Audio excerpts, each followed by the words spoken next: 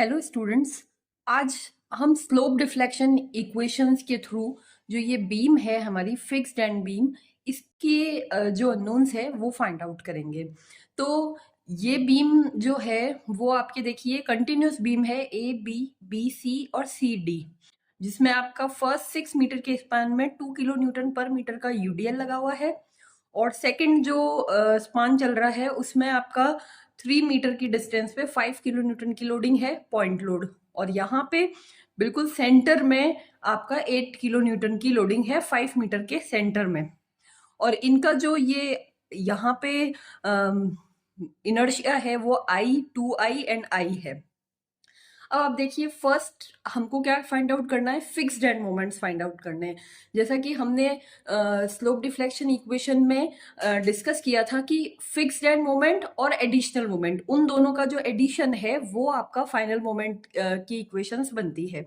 तो fixed and में हमको सबसे पहले यहाँ पे एम एफ ए बी और एम एफ बी ए, तो यहाँ पे क्योंकि यूडीएल है तो इसके लिए फिक्स्ड एंड मोमेंट की जो इक्वेशन वो है WL²/12, क्योंकि ये यहाँ पे आपका जो डायरेक्शन है वो आपका क्लॉकवाइज एंटी क्लॉकवाइज है, इसलिए आपका -WL²/2। फिर ये दूसरा इसका डायरेक्शन उसके अपोजिट होगा, तो यहाँ पे जो FBA है उसका WL²/12 पॉजिटिव का। तो यानी कि जब यूडीएल है तो आपका फॉर्मूला क्या रहेगा, WL²/12। फिर सेकंड जो है आप देखिए यहाँ एसेंट्रिसिटी पे है, 3 मीटर इधर और 2 मीटर इधर, तो इसका भी फिक्स्ड एंड मोमेंट का फॉर्मूला है। हम यहाँ पे फिक्स्ड एंड मोमेंट निकालेंगे MF BC और MF CB। तो यहाँ पे क्या रहेगा, -WAB² और यहां से जब आएगा तो ये होगा +WA²BL²। देखिए ये फॉर्मूला। और लास्ट आपका आता है जब आपका बिल्कुल सेंटर में है, तब आपका आएगा WL²/8, एक नेगेटिव साइन और एक पॉजिटिव साइन। तो इस तरह से हमारे पास में जो ये फॉर्मूलाज हैं ये हमें याद रहने चाहिए। अब आप देखिए इनकी वैल्यूज अगर मैं लगाती हूँ तो -WL²/12 का मतलब क्या हो जाएगा, 2 - 2 × 6²/12। ये 2 किलो न्यूटन लोडिंग है, W का मतलब 2, L का मतलब 6 मीटर, और तो इसकी जो आंसर है वो आपका -6 किलो न्यूटन × मीटर आएगा। उसके बाद में सेकंड आपका वापस से +2 × 6²/12, तो यहाँ पे आपके पास में 6 किलो न्यूटन × मीटर आ जाएगा। फिर नेक्स्ट जो है WA², तो -5, यहाँ पे 5 किलो न्यूटन है, तो -5 × 3 × 2 का स्क्वायर बाय 5 का स्क्वायर। L जो लेंथ है इस वाले स्पान की क्या है, BC की 5 है, equal to -2.4 kilo newton × metre. ठीक है। अब उसके बाद में नेक्स्ट आपका माइनस ये है +5 × अब 3 का स्क्वायर, A का स्क्वायर है ना, तो 3 का स्क्वायर × 2/5 का स्क्वायर। तो यहाँ पे आपका आंसर आ जाएगा 3.6 किलो न्यूटन × मीटर। ठीक है। उसके बाद में -W यानी -8 × 5/8 equal to 5 kilo newton × metre, वो भी नेगेटिव का। और यहाँ पे 8 है, W की वैल्यू 8 × 5/8, तो यहाँ पे 5 किलो न्यूटन × मीटर। तो ये आपको फॉर्मूलाज जो है यूडीएल के अकॉर्डिंग और आपके जो एग्जैक्टली सेंटर पे जो लगता है उसका फॉर्मूला, और एसेंट्रिसिटी पे जो लगता है उसका फॉर्मूला, और जस्ट सेंटर पे जो लगता है, ये सारे फॉर्मूलाज हमें याद रहने चाहिए। ये हमने फिक्स्ड एंड मोमेंट की इक्वेशंस में जो है डिराइव किए हैं ये सारे फॉर्मूलाज। ये फिक्स्ड एंड मोमेंट के फॉर्मूलाज हैं, जो जो लोड कंडीशन है उस अकॉर्डिंग ये फॉर्मूलाज जो हैं वो आपके हैं। तो इनकी जो फॉर्मूला है वो आपको याद रहना चाहिए, और जो लोडिंग आ रही है उस अकॉर्डिंग फॉर्मूला में अप्लाई करके फिक्स्ड एंड मोमेंट की जो वैल्यूज है वो हम निकालते हैं। उसके बाद में अब सेकंड हमारे पास में है स्लोप डिफ्लेक्शन इक्वेशन, जो सेकंड स्टेप है, यानी स्लोप डिफ्लेक्शन इक्वेशन। हमको अब इसकी slope deflection equation find out करनी है। तो आप देखिए फर्स्ट थीटा ए और थीटा बी तो जीरो होगा। क्यों? क्योंकि ये फिक्स्ड एंड है और फिक्स्ड एंड पे आपका जो ये स्लोप है वो हमेशा जीरो होता है। अब फर्स्ट हम यहाँ फाइनल एंड मोमेंट की जो हमने पहले डिस्कस किया था M A B, final equation क्या होती है? एम ए बी, ये एडिशनल मोमेंट और फिक्स्ड एंड मोमेंट, ये फॉर्मूला होता है। यानी ये तो हमने निकाल रखा है यहां से हर स्पैन के लिए, और ये जो है इसमें स्लोप डिफ्लेक्शन इक्वेशन की जो हमने डेरिवेशन में डिराइव किया था वो इक्वेशन यूज करनी है। तो हमने डेरिवेशन में क्या फाइंड आउट किया?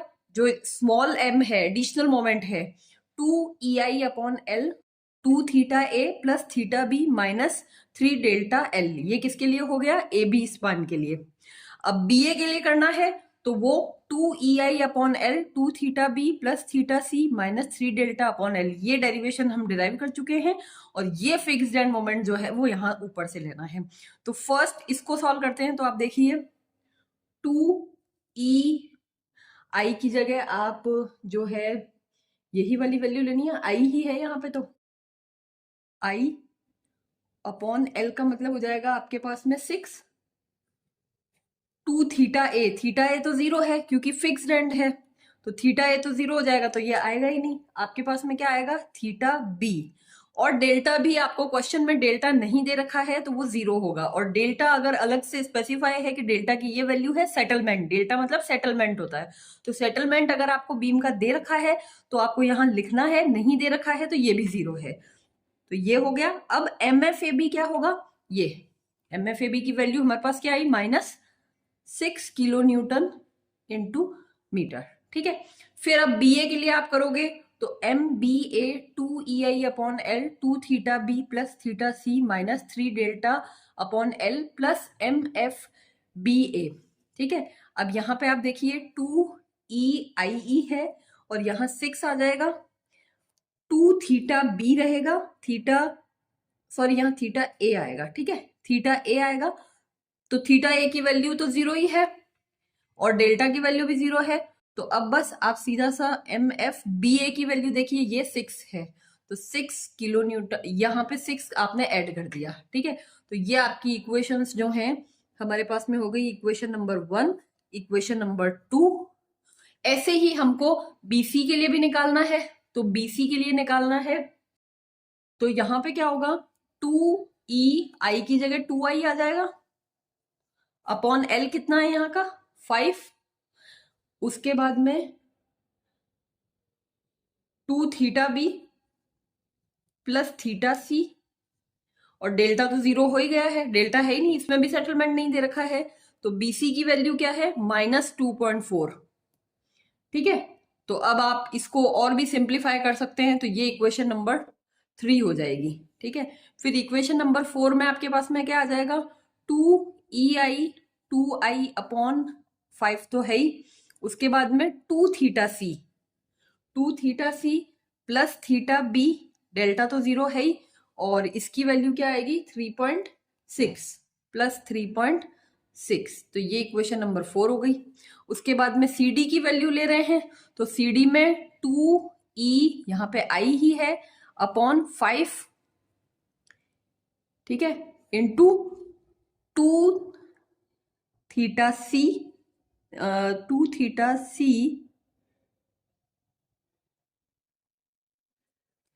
प्लस थीटा डी की वैल्यू तो जीरो है क्योंकि यहाँ पे है ही नहीं हमारे पास में।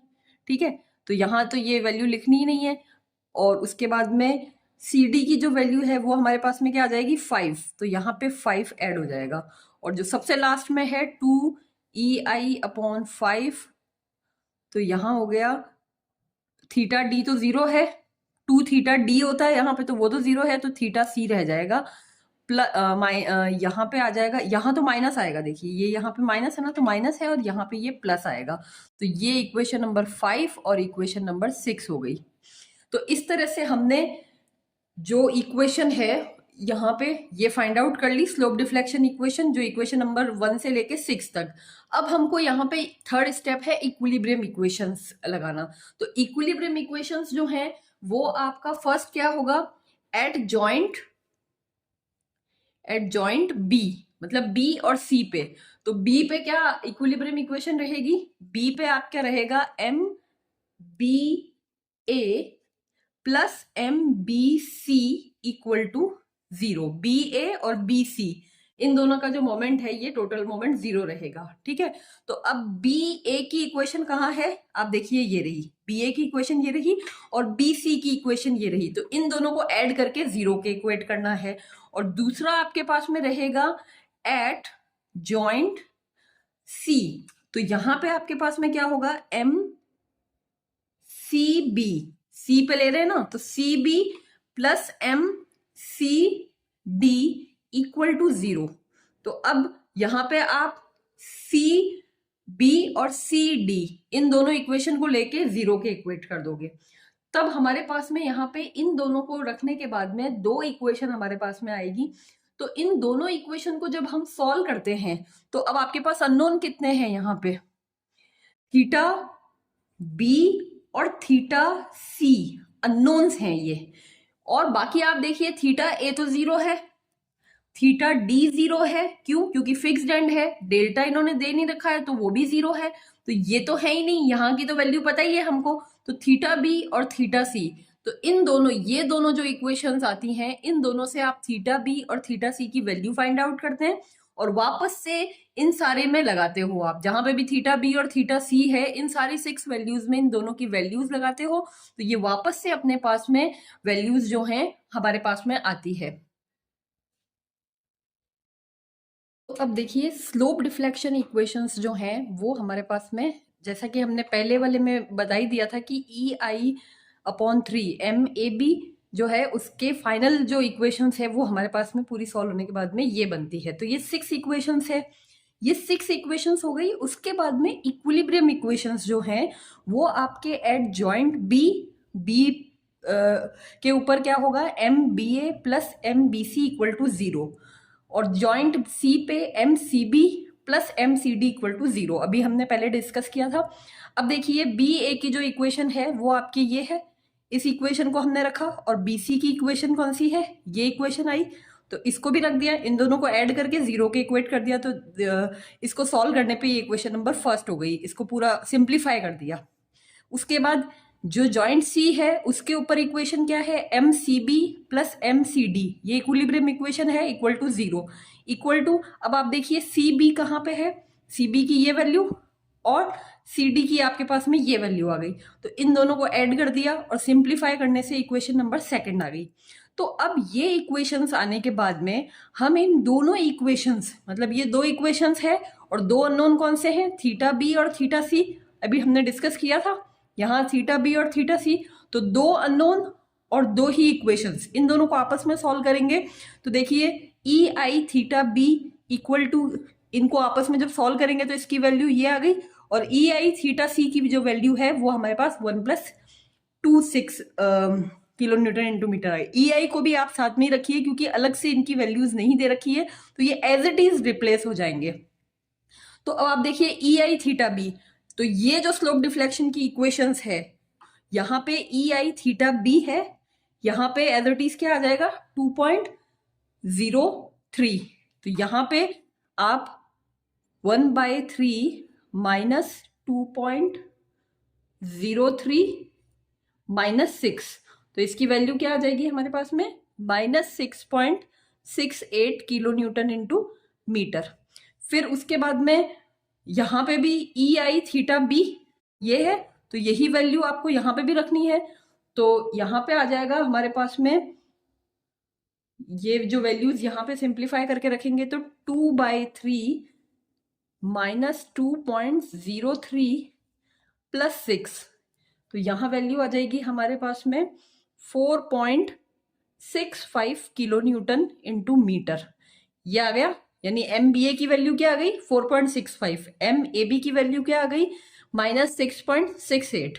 अब देखिए आप यहाँ पे ये जो वैल्यू है थीटा, बिल्कुल इसी तरह से हम ये थीटा, जैसे ये EI थीटा बी की वैल्यूज यहाँ पे भी, यहाँ जो EI थीटा बी की वैल्यू आ रही है इसमें यहाँ मल्टीप्लाई करके और इन वैल्यूज को रख देंगे, और ये वाला यहाँ पे जब मल्टीप्लाई होगा ई आई थीटा सी, तो यानी ई आई थीटा सी की वैल्यू 1.26 यहाँ पे रख देंगे। तो इन सबको जब हम सॉल्व करेंगे तो इनकी वैल्यूज जो है वो हमें मिलती रहेगी। जैसे अब इस BC को जब हमने सॉल्व किया तो इसकी वैल्यू, ये सारी वैल्यूज रखने के बाद -4.65 किलो न्यूटन इंटू मीटर आता है।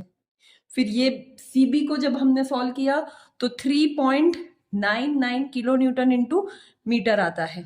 यहाँ पे भी जब हम सॉल्व करेंगे ये CD ई आई थीटा सी की वैल्यू क्या है 1.26, तो यहाँ पे 1.26 लिखोगे और ये पूरी सॉल्व होगी, तो इसकी वैल्यू जो है हमारे पास में CD की जो वैल्यू है वो इसको सॉल्व करने के बाद में हमारे पास में आएगी -3.99। ठीक है, उसके बाद में यहाँ पे ई आई थीटा सी यहाँ +5 हो गया। अब आप देखिए, जैसे एक बार फिर से मैं आपको बता देती हूँ, 2/5 ई आई थीटा सी क्या है 1.26 +5 इक्वल टू, इसको सॉल्व करने पे वैल्यू क्या आ गई हमारे पास में 5.50 किलो न्यूटन इंटू मीटर। यानी कि हमारे पास में ये फाइनल मोमेंट्स जो हैं ये हमको मिल गए हैं। ये 6 फाइनल मोमेंट्स जो हैं 1 2 3 4 5 6, इन सब की जो वैल्यूज है वो हमको यहाँ पे मिल गई है। ठीक है, तो ये जो वैल्यूज है, इन वैल्यूज के थ्रू अब हम इनका bending moment diagram and deflected shape जो है वो हम बना सकते हैं। इन वैल्यूज के थ्रू बेंडिंग मोमेंट डायग्राम बना सकते हैं। तो हमारे पास में जो मेन प्रॉब्लम थी, जो उस बीम को, मैं आपको वापस बता देती हूँ, इनकी वैल्यूज जो है, देखिए जैसे अभी हमने फाइनल वैल्यूज जो अभी हमने निकाली है 4.65, ये -4.65, जो AB की वैल्यू है वो आपके पास में आएगी, ये वैल्यू -6.68, क्या थी ये -6.68 थी, है ना, AB की। तो यहाँ मैंने -6.68 लिख दिया। फिर उसके बाद में BA की वैल्यू 4.65, ठीक है। उसके बाद में BC की वैल्यू क्या आई हमारे पास में, BC की वैल्यू है यहाँ तो +4.68 और यहाँ -4.68 है। तो इस तरह से हमने ये सारी वैल्यूज को इस पेपर पे यहाँ पे ले लिया। ठीक है, अब इन सारी जो वैल्यूज हमें मिली है, यहाँ पे मुझे क्या करना है कि ये जो एंड है, अब आप MAB कहाँ वर्क होगा, यहीं पे होगा। यानी कि ये जो वैल्यू है, ये वैल्यू हो गई हमारे पास 6.68। ठीक है, फिर उसके बाद में ये दूसरी जो वैल्यू है यहाँ पे 4.65, ये 4.65। उसके बाद में यहाँ पे वही वैल्यू चल रही है। फिर 3.99, CB पे 3.99 हो गया। ठीक है, और उसके बाद में CD पे ये वाला, यहाँ पे 3.99 ले लो, और यहाँ पे ये हो गया 5.50। तो ये वैल्यूज जो हैं हमारे पास में एंड मोमेंट्स जो हैं इनकी आ गई 6 किलो न्यूटन इंटू मीटर, और ये किलो न्यूटन इंटू मीटर, और यहाँ की वैल्यू क्या है 5.50 किलो न्यूटन इंटू मीटर। ठीक है, तो ये हो गई एंड मोमेंट्स की जो वैल्यूज हैं वो हमारे पास में आ गई। उसके बाद में ये जो पर्टिकुलर बीम है, अब यहाँ जो आपकी बीम UDL से लोडेड है, तो उसके लिए हम वैल्यू ये भी निकाल सकते हैं। UDL के लिए क्या होता है, WL²/8 होता है। तो W कितना है 2, L कितना है 6 का स्क्वायर और /8। तो अब इसको आपको सॉल्व करने पे आपके पास में 9 किलो न्यूटन इंटू मीटर आ जाता है। अभी ये हमने SFD BMD वाले में कर ही रखा है। तो यहाँ पे क्योंकि अब ये जो वैल्यू है यहाँ पे ये 9 है, तो 9 देखिए इन सबसे ऑब्वियसली ऊपर रहेगा थोड़ा वैल्यू, और ये इस तरह से ये पैराबोला बन जाएगा क्योंकि यहाँ पे ये UDL है। और वैसे ही यहाँ पे भी ये जो एसेंट्रिसिटी है, तो इसकी वजह से भी WAB/L, इसको सॉल्व करने पे हमारे पास में W यानी 5A3/2 यानी कि 5। तो आप देखिए 5 से 5 कट गए तो 6 किलो न्यूटन इंटू मीटर। अब ये क्या है, पॉइंट लोड है। तो आप देखिए ये पॉइंट मैंने 6 जैसे मान ली यहाँ वर्क कर रहा है, तो ये इस तरह से ये हो गया आपके पास में 6 किलो न्यूटन, ये 9 किलो न्यूटन इंटू मीटर, ये 6 किलो न्यूटन इंटू मीटर। और अब जो यहाँ पे है वो आपके पास में जो लास्ट है ये एग्जैक्टली बीच में है 2.5 और 2.5, तो उसके लिए फॉर्मूला क्या होता है, WL/4, जो सिंपल आपके shear force bending moment diagram में जो आपने फॉर्मूले किए थे वो इसके अंदर लगेंगे, ठीक है। तो WL/8, 8 इंटू L 5 हो गया और बाय 4, तो यहाँ पे आपके पास में ये 10 आ गया, 10 किलो न्यूटन इंटू मीटर। तो अब यहाँ पे आप ले लीजिए 10, इसकी हाइट सबसे ज्यादा ही रहेगी इन सबसे, तो ये आ गया आपके पास में 10 किलो न्यूटन इंटू मीटर। तो ये हमारा बेंडिंग डायग्राम हो गया स्लोप डिफ्लेक्शन मेथड में जो हमने अननोन्स निकाले उसके लिए। तो इस तरह से हमको ये पूरा क्वेश्चन सॉल्व करना है।